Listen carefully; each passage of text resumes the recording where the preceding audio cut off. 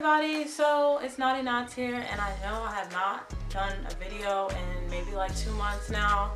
Honestly, I've just been trying to get my business life together and trying to balance everything out. So I'm definitely going to work on bringing back more videos, and now that this whole net neutrality thing is in play, we're gonna see how this goes, because it's a lot going on as far as the internet goes. So, you know, I know a lot of YouTubers like myself really haven't been talking about it, but it's definitely something that impacts us all. So, you know, we all need to band together and make sure you send out those letters to your different senators in your state so that we can keep net neutrality. Okay, we are going to be talking about my nipple rings, and we're basically just going to be talking about like where I am after my last update. I'm doing my 11th month nipple update video, nipple piercing update video. So today I'm just gonna be letting you know how everything's going for me, what's the difference, because I'm almost to a year. So the first thing I want to say is at my 11th month I felt like it would have been, I felt as though I could go ahead and change out my nipple rings at that point, because I'm like, I've had these old biddies for the longest time. I feel like I need something new and something spicy, so I went on Body Candy and I ordered some new nipple rings. Now previously to me ordering the nipple rings, my nipples have been doing amazing. I have, you know, branded this piercing as one of the easiest piercings I've ever had to deal with. The only hardship I've ever had with these piercings was when I myself made a mistake and put too much pressure on my nipple rings and caused it to bleed. But other than that, it's been fine. They do drain every day for me. Mine have little crusties on it, but that's normal. The only nipple that really gives me a hard time is my left one. It feels more sensitive than the others. The others, like, if there's more than the other one. But my main gripe right now that I've had to deal with for like the past week and a half was my nipple infection. That was so scary and made me feel like shit. And I'm gonna explain to you why. First of all, once you get into your further months ahead, almost to a year, you might feel like, I got this, I'm relaxed, I got this. And then you end up slipping up and doing stupid crap like me. So before I changed out my nipple rings, everything was fine, you know, and I had to do a little bit of research because I was pierced with barbells. I was pierced with barbells and not a horseshoe. So my nipples did not know what it felt like to have a circular item inside of my nipple. It's always been a straight across. That's how it healed. So doing a little bit of research, I realized that when you have a barbell versus a horseshoe, it pulls on the skin different. So the skin has to get used to a new shape. And the piercing, the nipple ring jewelry that I bought from Body Candy, the one that I bought as my everyday nipple ring is a horseshoe clicker. Amazing, they're beautiful. I'm very happy with how it looks, but amazing, they're beautiful. I'm very happy with how it looks, but when I went ahead and changed out my nipple ring, I just did a little switcheroo. I sterilized my new nipple rings. Everything was fine. I did a soak, I did a little salt water solution, and everything was great. Now, this was where it went left on my part. I thought that since everything was going great, I could just do. First of all, I wasn't washing my hands enough, and then dealing with my nipples. I took a bath and literally submerged my breasts in the bath water. That is a big no. No. Don't do that. Don't do that. I felt like that really was the breaking point for my nipples, like this. So I noticed I got these little bumps on the sides of where my nipples are actually pierced, which is 2 sides. So you guys can imagine like a little bump on each side. It's kind of like a pimple. And I was like, and it was just on my left one at first. And I was like, why is that there? It was making me so sad. So I started doing more saltwater soaks every night before I went to sleep. 2 times a day I did it.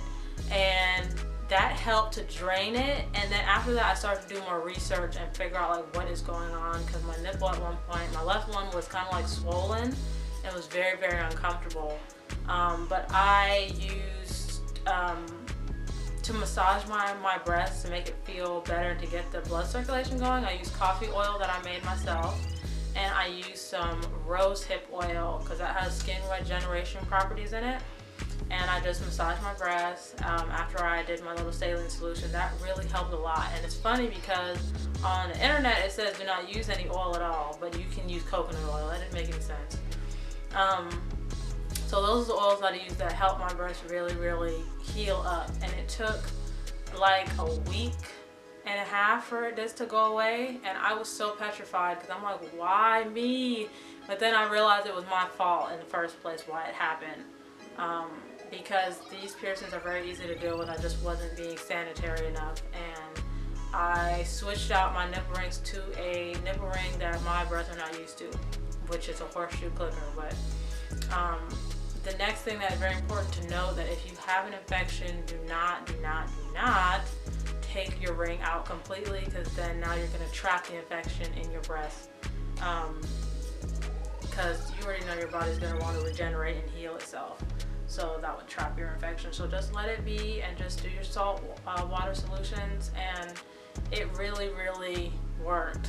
So now I'm comfortable with my new rings. And I feel like everything's gonna be okay. It's still, my left breast is still a little tender sometimes. I'm still doing my salt water solution. I'm making sure that I'm being very sanitary and washing my hands before I even deal with my nipples. Because I do not want that to happen to me again. It felt just like when my second nose ring piercing had a little infection, and that bump just drove me crazy back. It was in the summertime, I think it was in May. It just drove me crazy. I do not like stuff like that at all. So, but other than that, my breasts have been really okay. Besides the infection that I just had, everything has been really cool.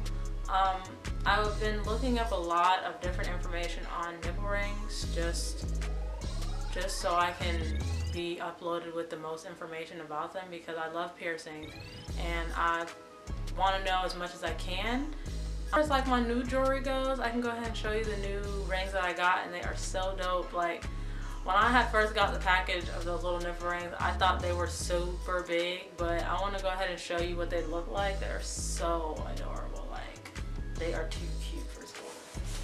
So these are the nipple rings that I bought from Body Candy, and these are super beautiful. I got these on the Black Friday sale after Thanksgiving.